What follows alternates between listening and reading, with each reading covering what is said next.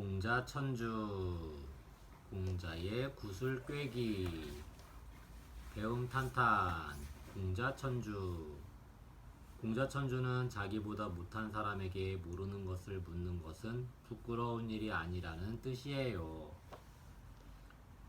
공자천주 겉뜻 공자가 구슬을 꿰다 속뜻 자기보다 못한 사람에게 모르는 것을 묻는 것은 부끄러운 일이 아니다. 옛날 중국에 공자라는 사람이 살았어요. 학문의 높이로 보면 산보다도 높았고 생각의 깊이로 보면 바다보다 깊었지요. 자연히 공자에게 가르침을 받으려는 제자들이 줄을 이었지요. 공자는 제자들과 함께 글을 읽고 이야기를 나누며 많은 가르침을 주었어요. 어느 날 한 나그네가 공자를 찾아왔어요. 나그네는 공자에게 구슬을 주며 말했어요. 늘 선생님의 높은 학문을 존경해 왔습니다. 제 마음의 표시이니 받아주십시오. 구슬은 구멍 속이 구불구불 9굽이나 되는 신비한 구슬이었어요. 정말 진귀한 구슬이로구나. 잃어버리지 않게 실에 꿰어두어야겠다. 공자는 실을 가져와 구슬 구멍에 넣었어요. 하지만 구멍 속이 9군데나 구부러져 있어 아무리 애를 써도 실이 잘 꿰어지지 않았어요. 공자는 지혜도 시험해 볼 겸 제자들을 불렀어요. 이 구슬에 실을 꿰 수 있겠느냐? 그야 뭐 어렵겠습니까? 제자 하나가 선뜻 나섰어요. 하지만 땀만 뻘뻘 흘릴 뿐 실을 꿰지 못했지요.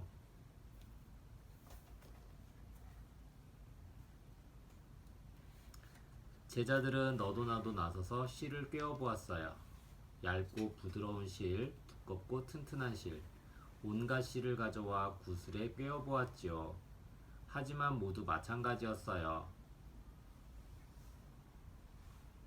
옳거니 바늘을 사용하면 될 것이네.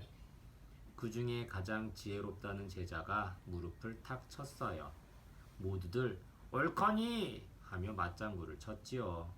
하지만 딱딱한 바늘이 구불구불한 구멍에 어찌 들어갈 수 있겠어요? 가만히 제자들을 지켜보던 공자가 말했어요. 아무래도 하녀 아이를 불러 물어봐야겠다. 바느질을 잘하니 실을 꿰기로는 우리보다야 낫겠지. 제자들은 깜짝 놀라 공자를 말렸어요. 이 나라에서 가장 학식이 높으신 스승님께서 어찌 하녀에게 도움을 구할 수 있습니까? 하지만 공자는 제자들의 말에는 아랑곳하지 않고 하녀를 불렀어요.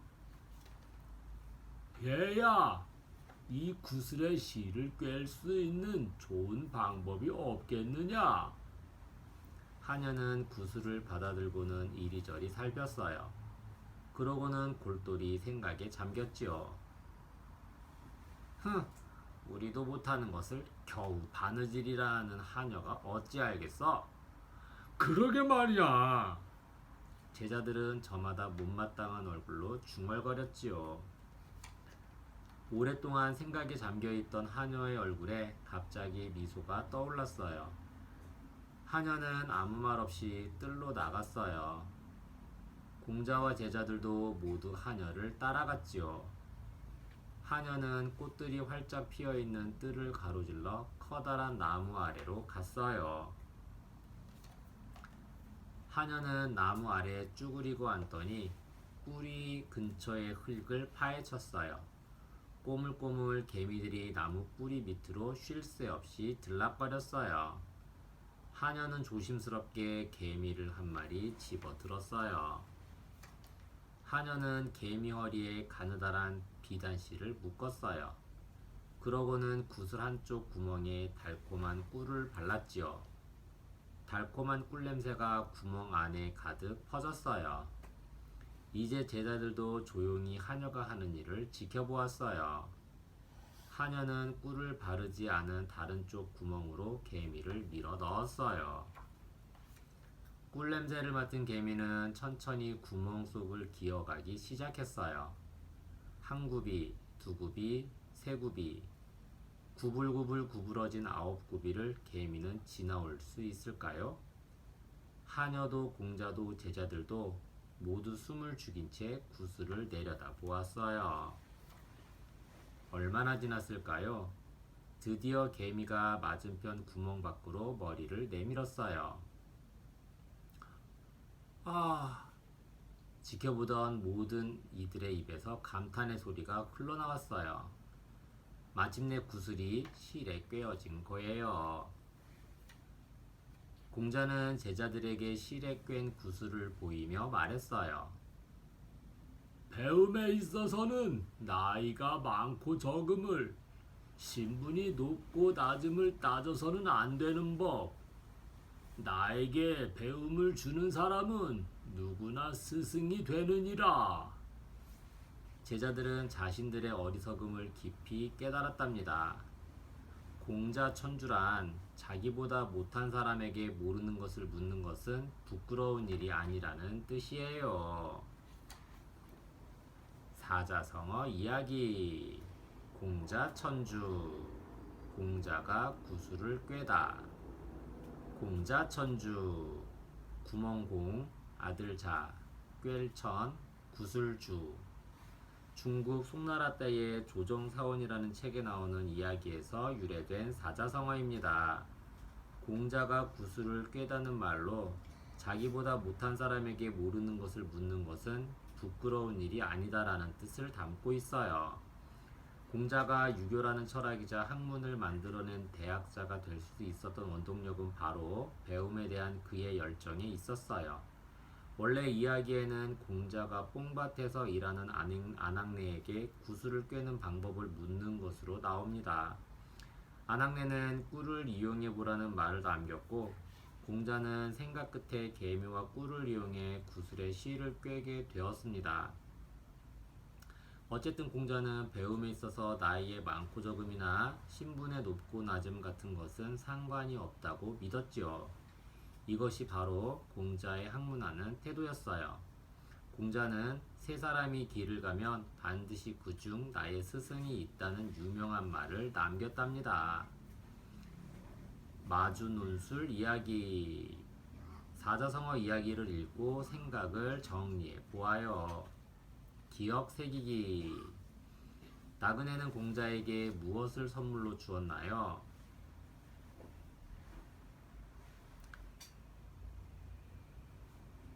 하녀는 어떻게 구슬에 실을 꿰 수 있었나요? 왜 구슬이 실에 잘 꿰어지지 않았나요? 생각 다지기. 자기보다 못한 사람에게 모르는 것을 묻는 것은 부끄러운 일이 아니에요. 하지만 생각도 해보지 않고 묻기만 하면 어떻게 하면 될까요? 스스로 생각하면 어떤 점이 좋은가요? 상상 펼치기. 만약 내게 9굽이가 있는 신기한 구슬이 있다면 어떤 방법으로 그 구슬에 실을 꿰면 좋을까요? 여러 가지 방법들을 말해보세요.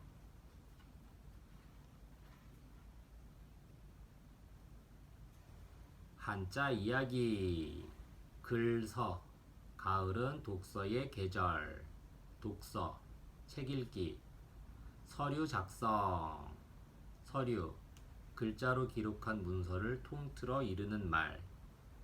줄수. 수업 시간. 수업. 교사가 학생에게 지식이나 기능을 가르쳐 줌 또는 그런 일. 졸업장 수여. 수여. 증서, 상장, 훈장 따위를 줌. 실사. 펜치로 철사를 구부려요. 철사. 금속으로 만든 가는 줄. 기계에서 나사가 빠졌어요. 나사. 소라의 껍데기처럼 고란이 진 기계 부품, 물건을 죄어서 고정시키는 데 쓰임. 바늘침. 나무는 잎의 모양에 따라 침엽수와 화렵수로 나뉘어요. 침엽수, 소나무, 잣나무와 같이 잎이 바늘 모양으로 생긴 나무의 총칭. 교육 방침, 방침. 앞으로 일을 치러 나갈 방향과 계획, 혹은 방위를 가리키는 자석의 바늘. 생각상, 상상을 뛰어넘는 일이 벌어졌어요. 상상, 실제로 경험하지 않은 현상이나 사물에 대해 마음속으로 그려봄. 시험에 미리 예상했던 문제가 나왔어요. 예상, 어떤 일을 당하기 전에 미리 생각하여 둠. 뜰정, 옆집 정원에는 꽃이 가득해요. 정원, 집안에 있는 뜰. 사촌 오빠는 일찍 결혼해서 가정을 이루었어요. 가정, 한 가족이 생활하는 집, 혹은 혈연 관계에 있는 사람들의 생활 공동체. 뿌리근, 근거 없는 주장. 근거, 근본이 되는 거점, 혹은 어떤 일이나 의논, 의견의 그 근본이 됨. 근본 있는 집안. 근본, 사물에 생겨나는 근원, 혹은 사물의 본질이나 본바탕. 달감, 감미가 돌도록 설탕을 더 넣어요. 감미, 단맛. 감언에 넘어가지 마세요. 감언, 남의 비위에 맞도록 듣기 좋게 꾸미어 하는 말. 구불곡, 공을 던지니 하늘의 곡선을 그리며 바닥으로 떨어졌어요. 곡선, 모나지 아니하고 부드럽게 굽은 선. 남의 말을 왜곡해서 듣지 마세요. 왜곡, 사실과 다르게 해석하거나 그릇되게 함. 스승사, 나의 꿈은 아이들을 가르치는 교사예요. 교사, 주로 학교 따위에서 일정한 자격을 가지고 학생을 가르치는 사람. 의사의 진찰을 받았어요.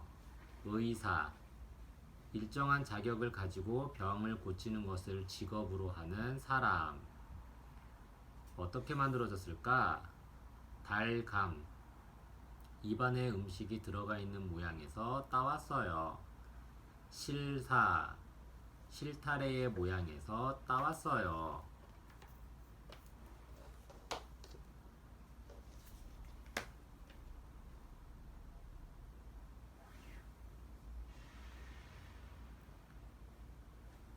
유자가교, 참스승을 만난 아이.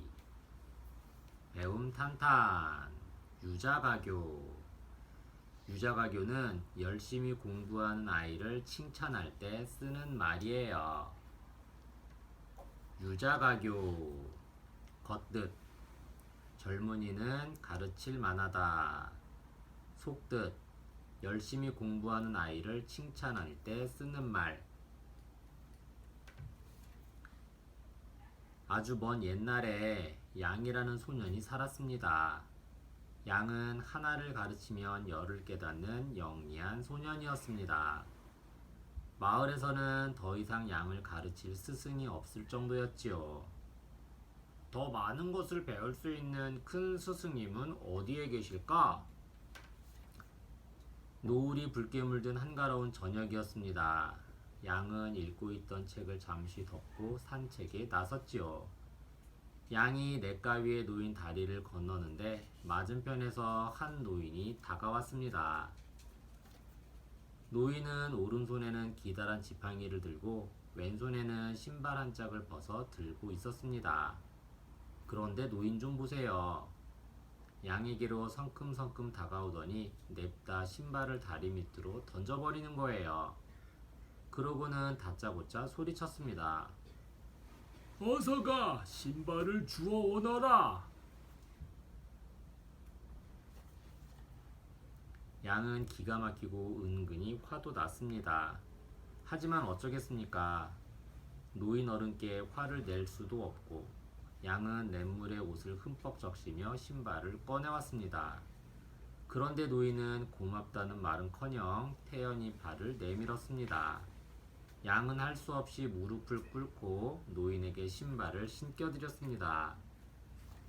노인은 대뜸 양에게 물었습니다. 이 지팡이와 너 둘 중에 어느 쪽이 더 길고 어느 쪽이 더 짧으냐? 지팡이가 더 길고 제 키가 더 짧습니다. 그러자 노인은 지팡이가 더 짧다며 불같이 화를 냈습니다. 어서 다시 말해보거라. 그렇다고 양은 거짓을 말할 수는 없었습니다. 어르신, 분명히 지팡이가 더 깁니다. 그제야 노인은 빙그레 웃었습니다.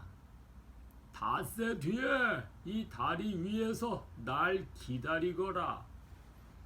노인은 지팡이로 다리를 탕탕 두드리며 멀어져 갔습니다. 어리둥절해진 양은 노인의 뒷모습을 그저 멍하니 바라보았지요. 도대체 그 노인은 누굴까?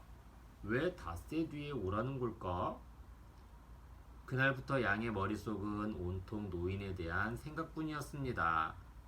양은 노인과 만날 날을 손꼽아 기다렸습니다.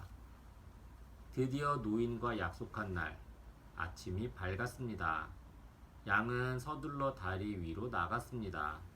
노인은 벌써부터 나와 양을 기다리고 있었지요. 왜 이렇게 늦었느냐? 죄송합니다, 어르신. 됐다. 내일 다시 오너라. 노인은 획 돌아서 갔습니다. 다음 날, 양은 새벽 닭이 울자마자 일찌감치 다리 위로 나갔습니다. 노인은 이번에도 먼저 나와 있었습니다. 내일 다시 오너라. 다음 날도 또 그 다음 날도 양은 번번이 노인보다 늦었습니다. 양은 오기가 잔뜩 생겼습니다. 좋아, 오늘은 밤부터 다리 위에 나가 있자. 양은 한밤중에 다리로 나갔습니다. 밤하늘엔 마치 금가루를 뿌린 듯 별들이 반짝였습니다. 다리 위에 오독하니 앉아 있으니 슬슬 졸음이 몰려왔습니다. 꾸벅꾸벅 졸고 있는데 누군가 양의 어깨를 흔들었습니다. 퍼뜩 눈을 떠보니 노인이었지요. 노인은 인자한 미소를 지으며 말했습니다. 얘야, 이제부터 내 제자가 되거라. 그런데 내가 가르칠 게 있을지 모르겠구나. 노인은 아주 유명한 도인이었습니다. 그동안 양이 공부할 자세가 되어 있는지 시험해 본 것이지요. 그날부터 노인은 세상을 꿰뚫어 볼 수 있는 학문과 자기 몸을 지킬 수 있는 무술을 양에게 가르쳐 주었습니다. 그리하여 훗날 양은 새로운 나라를 세우는데 큰 공을 세우게 되었습니다. 유자가교란 젊은이는 가르칠 만하다는 뜻이에요. 열심히 공부하는 아이를 칭찬할 때 쓰는 말이랍니다. 사자성어 이야기. 유자가교. 젊은이는 가르칠 만하다. 유자가교. 젖먹이 유, 아들 자, 오를 가, 가르칠 교. 유자가교는 중국의 한 나라를 세우는데 큰 공을 세운 장량에 얽힌 사자성어입니다. 이 책에서는 아이들의 이해를 돕기 위해 장량 대신 소년을 주인공으로 등장시켜 이야기를 새롭게 꾸몄지요. 이때 장량은 진나라의 시황제를 암살하려다가 실패하여 합이라는 곳으로 피신하게 되었습니다. 그러던 어느 날 마을 다리 위에서 이상한 노인을 만났습니다. 노인은 장량을 이런저런 방법으로 시험에 들게 하였습니다. 하지만 장량은 포기하지 않았습니다. 이에 감동한 노인은 장량에게 태공병법서라는 책을 주었지요. 결국 이 책을 연구한 장량은 유방을 도와 한나라를 세우는데 큰 공을 세우게 된 것입니다. 유자화교는 다리 위에서 자신에게 신발을 신겨준 장량에게 노인이 칭찬한 말로 젊은이는 가르칠 만하다는 뜻이에요. 장량의 끈기와 포기하지 않는 자세, 노인은 장량의 무한한 가능성을 이미 알아본 것이지요. 그래서 열심히 공부하려는 아이를 칭찬할 때 유자가교라는 말을 쓴답니다. 마준논술 이야기. 사자성어 이야기를 읽고 생각을 정리해 보아요. 기억 새기기. 다리 위에서 만난 노인은 다리 밑으로 무엇을 떨어뜨렸나요? 노인은 양이 냇물에서 신발을 건져오자 어떻게 해달라고 했나요? 노인은 양에게 언제 다리 위에서 자신을 기다리라고 했나요? 양은 왜 한밤중에 다리로 나갔을까요? 생각 다지기. 노인은 사실과 다른데도 자꾸만 지팡이가 더 짧다고 우겼고 양은 끝까지 지팡이가 더 길다고 대꾸했어요. 노인의 말을 따라줄 수도 있었을 텐데 자기 생각을 주장한 양이 옳을까요? 옳지 않을까요? 그렇게 생각한 이유는 무엇인가요? 상상 펼치기. 만약 양이 노인의 신발을 건져오지 않았다면 그 뒷이야기는 어떻게 되었을까요? 이야기를 꾸며 말해보세요.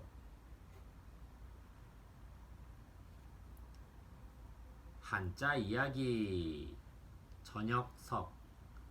석양이 아름다워요. 석양. 저녁나절의 해. 할아버지께서 석간신문을 사오라고 심부름을 시키셨어요. 석간. 저녁에 발행되는 신문. 다리교. 여기는 횡단보도가 없어서 육교를 건너야 해요. 육교. 번잡한 도로나 철로 위를 사람들이 건널 수 있게 만든 다리. 해외 사업에 진출하기 위한 교두보를 마련했어요. 교두보. 다리를 엄호하기 위해 쌓은 보루 혹은 어떤 일을 하기 위해 마련한 발판을 비유적으로 이르는 말. 오른쪽 우. 매일의 복습은 성적을 좌우해요. 좌우. 왼쪽과 오른쪽 혹은 어떤 일에 영향을 주어 지배함. 나란 일을 좌지우지하는 간신. 좌지우지. 이리저리 제 마음대로 휘두르거나 다툼. 왼쪽 좌. 저 야구선수는 좌완 강속구 투수예요. 좌완. 왼팔. 좌의정 대감마님. 좌의정. 조선시대의 벼슬 중 하나. 우의정의 위, 영의정의 아래.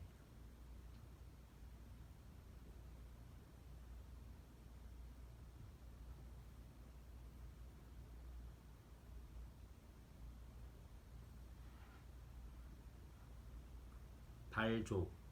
문제를 푸는데 시간이 부족해요. 부족.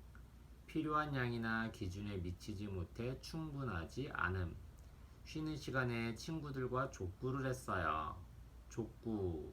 발로 공을 차서 승부를 다투는 구기. 길장. 아버지께서는 종종 우리 집 장녀의 성장을 지켜보는 것이 삶의 낙이라고 말씀하셨어요. 장녀. 집안의 맏딸. 성장. 생물이 자라서 점점 커짐. 짧을 단. 그 단편소설의 단점에 대해 말해보세요. 단편. 짤막하게 지은 글. 단점. 잘못되고 모자라는 점. 아침조. 어제 잠을 잘 못 자서 아침 조회 시간에 졸았어요. 조회. 학교나 관청에서 아침에 모든 구성원이 한자리에 모이는 일. 오늘은 조선시대의 역사에 대해 배웠어요.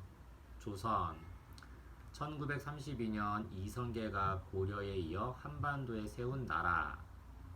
별성 지구는 태양계에서 생명체가 사는 유일한 행성이에요. 행성 스스로 빛을 내지 못하고 중심 별의 빛을 받아 반사하는 천체. 태양계에는 수성, 금성, 지구, 화성, 목성, 토성, 천왕성, 해왕성이 있음. 헨리에성 혜성 태양을 초점으로 가스 상태의 긴 꼬리를 끌고 운동하는 천체. 가르칠 교실은 교육이 이루어지는 장소예요. 교실 학교에서 학습 활동이 이루어지는 방. 교육 지식과 기술 따위를 가르치며 인격을 길러줌. 어떻게 만들어졌을까? 저녁석 저녁에 뜨는 달의 모양에서 따왔어요. 길장 머리가 긴 어른이 머리를 길게 늘어뜨린 모습에서 따왔어요.